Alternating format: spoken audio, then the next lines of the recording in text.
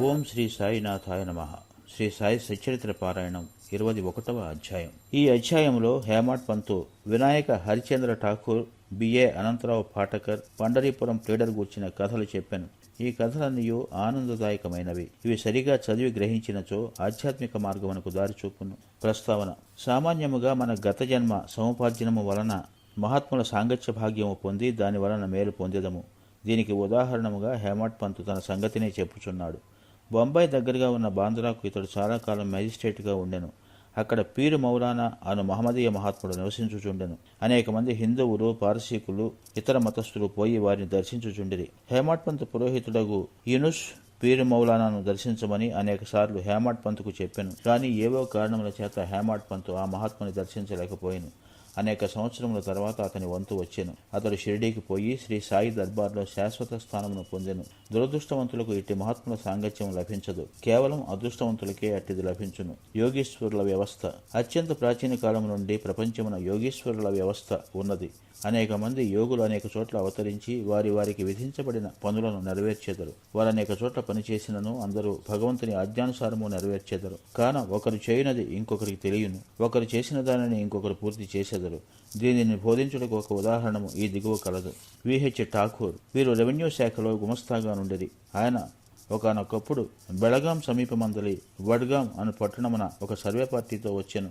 అక్కడ అప్ప అను కన్నడ యోగిని దర్శించి వారి పాదములకు నమస్కరించెను. ఆ యోగి నిశ్చలదాసు రచించిన విచారసాగరమను వేదాంత గ్రంథమును సభలో ఉన్న వారికి బోధించుచుండెను. ఠాకూర్ పోవునప్పుడు వారి సెలవు కోరగా వారిట్లు చెప్పిరి: ఈ పుస్తకమును నీవు చదువువలెను. నీవట్లు చేసినచో నీ కోరికలు నెరవేరును. ముందు ముందు నీ ఉద్యోగమునకు సంబంధించిన పని మీద ఉత్తర దిక్కునకు పోయినప్పుడు నీ అదృష్టవశమున ఒక గొప్ప మహాత్ముని దర్శనము కలుగును. వారు నీ భవిష్యత్తుకు మార్గమును చూపెదరు. నీ మనసునకు శాంతి, ఆనందములు కలుగు చేసెదరు. ఆ తర్వాత ఠాకూర్ జున్నర్కు బదిలీ అయ్యెను. అతడికి పోవుటకై నాన్హే ఘాట్ లోయను దాటి పోవలసి ఉండెను. ఈ లోయ మిక్కిలి లోతైనది. దానిని దాటుట చాలా కష్టము. దానిని దాటుటకు ఎనుబోతు తప్ప ఇతర మేదియు ఉపయోగించరు. కావున ఎనుబోతుపై లోయను దాటుటచే అతనికి బాధ కలిగెను. ఆ చుట్టు నుండి కళ్యాణ్కు పెద్ద ఉద్యోగంపై బదిలీ అయ్యెను. అతడు నానాసాహెబ్ చందోర్కర్తో పరిచయం కలిగాను. ఆయన వలన సాయిబాబా గూర్చి అనేక సంగతులు తెలుసుకుని వారిని దర్శింపకాంక్షించెను. ఆ మరుసటి దినమే నానాసాహెబ్ షిరిడీ పోటుకు నిశ్చయించుకునెను. కావున ఠాకూర్ను కూడా తనతో రమ్మని అడిగాను. ఠాకూర్ తనకు టానాలో సివిల్ కేసు ఉండుటచే రానేనని చెప్పాను. అందుచే నానాసాహెబ్ ఒక్కడే వెళ్లెను. ఠాకూర్ టానాకు వెళ్లెను. కానీ అతడి కేసు వాయిదా పడెను. అతడు నానాసాహెబ్ వెంట షిరిడీకి వెళ్లకపోవడచే మిక్కిలి పశ్చాత్తాపడెను. అయినప్పటికీ షిరిడీ వెళ్లెను. అంతకు ముందు రోజే నానాసాహెబ్ షిరిడీ విడిచిపెట్టినని తెలిసాను. ఇతర స్నేహితులు కొందరు అక్కడ కలిసిరి. వారు ఠాకూర్ను బాబా వద్దకు తీసుకుని పోయిరి. అతడు బాబాను చూసి వారి పాదములకు నమస్కరించి మిక్కిలి సంతసించెను. అతని కండ్లు ఆనంద భాష్పములచే నిండెను. వడలు గగుర్పొడిచెను.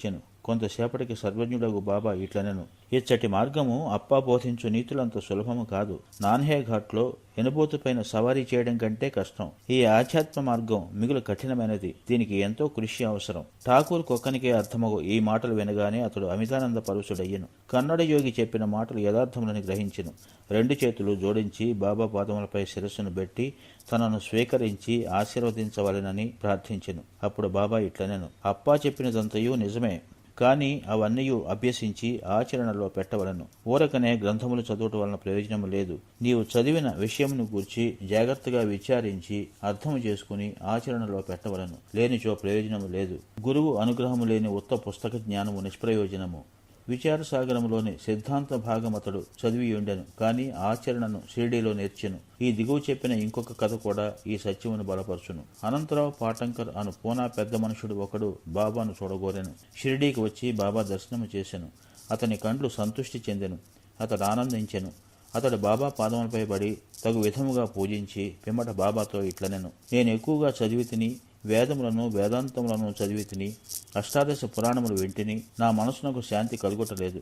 కనుక నా పుస్తక జ్ఞానమంతయు నిష్ప్రయోజనము. పుస్తక జ్ఞానము లేని నిరాడంబర భక్తులు నాకంటే మేలు. మనస్సు శాంతి పొందనిచో పుస్తక జ్ఞానమంతయు వ్యర్థము. నీ దృష్టి వలనను నీ మహత్తరమైన మాటల వలనను నీవు శాంతి ప్రసాదింతు అని వింటిని. అందుచే నేనిచ్చటికి వచ్చి తిని. కావున నా యందు దాక్షిణ్యమును చూపుము, నన్ను ఆశీర్వదించుము. అప్పుడు బాబా ఒక నీతి కథను ఈ విధంగా చెప్పాను. నవవిధ భక్తి. 9 ఉండల గుర్రపు లద్ది నీతి కథ. ఒకనాడొక వర్తకుడు ఇక్కడికి వచ్చెను. అతని ముందు ఒక ఆడగుర్రము లద్ది వేసెను. అది 9 ఉండలుగా పడెను. తెలివైన ఆ వర్తకుడు పంచెకొంగు సాచి 9 ఉండల నందులో పెట్టుకునెను. ఇట్లు అతడు మనసుని కేంద్రీకరించగలిగాను. ఈ మాటల అర్థమును పాఠంకర్ గ్రహించలేకుండాను. అందుచే అతడు గణేష్ దామోదర్ ఉరఫ్ దాదా కేల్కర్ను ఇట్లు అడిగాను. ఆ మాటలలో బాబా ఉద్దేశమేమి? కేల్కర్ ఇట్లు జవాబు ఇచ్చాను. నాకు కూడా బాబా చెప్పినదంతయు తెలియదు గాని వారి ప్రేరణ ప్రకారం నాకు తోచినది నేను చెప్పేదను. ఆడుగుర్రం అనగా ఇచ్చట భగవంతుని అనుగ్రహము. 9 ఉండల లద్ది అనగా నవవిధ భక్తులు. అవి ఏవన: 1 శ్రవణము వినుట, 2 కీర్తనము ప్రార్థించుట, 3 స్మరణము జ్ఞప్తియందుంచుకొనుట, 4 పాద సంవాహనము, 5 అర్చనము పూజ, 6 నమస్కారము వంగి నమస్కరించుట, 7 ధ్యానము సేవ, 8 సఖ్యత్వము స్నేహము, 9 ఆత్మ నివేదనము ఆత్మను సమర్పించుట. ఇవి నవవిధ భక్తులు. వీనిలో ఏదైనా ఒక మార్గమును హృదయపూర్వకముగా అనుసరించిన ఎడల భగవంతుడు సంతుష్టి చెందును. భక్తుని గృహమందు ప్రత్యక్షమగును. భక్తి లేని సాధనములనియు అనగా జపము, తపము, యోగము, ఆధ్యాత్మిక గ్రంథముల పారాయణ, వానిలోని సంగతుల ఇతరులకు బోధించుట మొదలగుని నిష్ప్రయోజనము. భక్తియే లేనిచో వేదములలోని జ్ఞానము, జ్ఞాని అను గొప్ప ప్రఖ్యాతి, నామమాత్రమునకే చేయు భజన ఇవన్నీ వ్యర్థము. కావలసినది ప్రేమాస్పదమైన భక్తి మాత్రమే. నీవు కూడా ఆ వర్తకుడును అనుకొనుము, లేదా సత్యమును తెలుసుకున్నట్టుకు ప్రయత్నించుచున్న వ్యక్తిని అనుకొనుము. వాని వలె నవవిధ భక్తులను ప్రోగు చేయుము. ఆతురతతో ఉండము. వాని వలె నవవిధ భక్తులను ఆచరణలో పెట్టుటకు సిద్ధముగా నుండము. అప్పుడే నీకు మనస్థైర్యము, శాంతి కలుగును. ఆ మరుసటి దినము పాటంకర్ బాబాకు నమస్కరించుటకు పోగా 9 గుర్రపులద్ది ఉండలను ప్రోగు చేసితివా లేదా అని ప్రశ్నించెను. అతడు తాను నిస్సహాయుడననియు బాబా అనుగ్రహముచే మాత్రమే వానిని సులభంగా ప్రోగు చేయవచ్చునని అనెను. అప్పుడు బాబా శాంతి క్షేమములు కలుగునని ఆశీర్వదించెను. పాటంకర్ అమితానంద భరితుడయ్యను. పండరీపురము ప్లీడరు. ఒక చిన్న కథతో ఈ అధ్యాయమును ముగించెదము. ఈ కథ బాబా సర్వజ్ఞుడని తెలుపును. ప్రజలను సరియైన మార్గమును పెట్టుటకు, వారి తప్పులను సవరించుటకు బాబా సర్వజ్ఞత్వము ఉపయోగించుచుండెను. ఒకనాడు పండరీపురం నుండి ఒక ప్లీడరు వచ్చెను. అతడు మసీదుకు పోయి సాయిబాబాను దర్శించెను. వారి పాదములకు నమస్కరించెను. అడగకుండానే దక్షిణ ఇచ్చెను. జరుగుతున్న సంభాషణలు వెనుటకు ఒక మూల కూర్చుండెను. బాబా అతని వైపు ముఖము తిప్పి ఇట్లనెను: ప్రజలు ఎంత టక్కర్లు! వారు పాదములపై బడెదరు, దక్షిణ ఇచ్చేదరు, కాని చాటుగా నిందించెదరు. ఇది చిత్రము కాదా? ఆ మాటలు ప్లీడర్కు సూటిగా తగిలినవి. ఎవరికీ బాబా మాటల్లోని అంతరార్థం బోధపడలేదు. ప్లీడర్ మాత్రం గ్రహించెను. కానీ అక్కడ ఏమీయో మాట్లాడలేదు. వాడాకు పోయిన పిమ్మట ప్లీడరు కాకాసాహెబ్ దీక్షితుతో ఇట్లనియను: బాబా చెప్పినదంతయు యథార్థమే. ఆ బాణము నాపై ప్రయోగించిరి. అది నాగూర్చియే. నేనెవరిని నిందించకూడదు, తృణీకరించరాదని బోధించుచున్నది. పండరీపురము సబ్జడ్జియగు నోల్కర్ తన ఆరోగ్య అభివృద్ధి కోసం షిరిడీకి వచ్చెను. ఇచ్చటనే మకాం చేసెను. ప్లీడర్ల విశ్రాంతి గదిలో దీని గురించి వివాదము జరిగెను. రోగముచే బాధపడుచున్న సబ్జడ్జి ఔషధమును సేవించక షిరిడీకి పోయిన మాత్రమున బాగగునా అని మాట్లాడుకొనిరి. సబ్జడ్జిని వ్యాఖ్య చేసిరి. సాయిబాబాను నిందించిరి. నేను కూడా అందు కొంత భాగం వహించి తిని. నేను చేసినది సమంజసము కాదని ఇప్పుడు సాయిబాబా నిరూపించెను.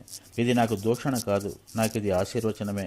ఇది నాకు ఒక ఉపదేశము కూడా. నేను ఇక మీదట ఎవరిని దూషించరాదు, ఎవరిని నిందించరాదు, ఇతరుల విషయంలో జోక్యం కలుగజేసుకొనరాదు. పండరీపురమునకు షిరిడి 300 మైళ్ళ దూరమున ఉన్నది. బాబా సర్వజ్ఞుడగుటిచే పండరీపురములో ప్లీడర్ల విశ్రాంతి గదిలో ఏమి జరిగెనో తెలుసుకొనిరి. ఈ నడుమనున్న స్థలము, నదులు, అడవులు, పర్వతములు వారి సర్వజ్ఞత్వమునకు అడ్డుపడలేదు. వారు సర్వమును చూడగలిగిరి. అందరూ హృదయములలో గల దానిని చదవగలిగిరి. వారికి తెలియని రహస్యమేదియూ లేదు.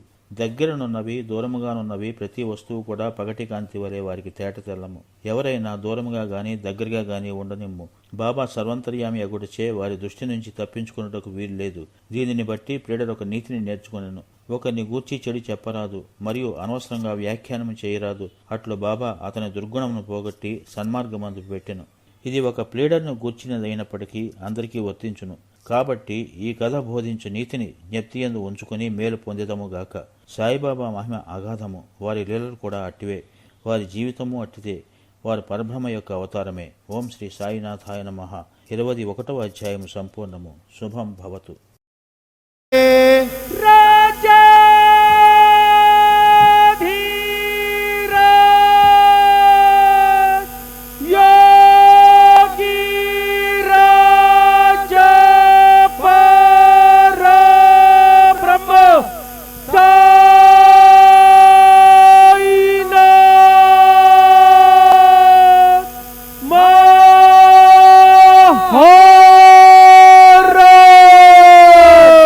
श्री सच्चिदानंद सद्गुरु साईनाथ महाराज की जय।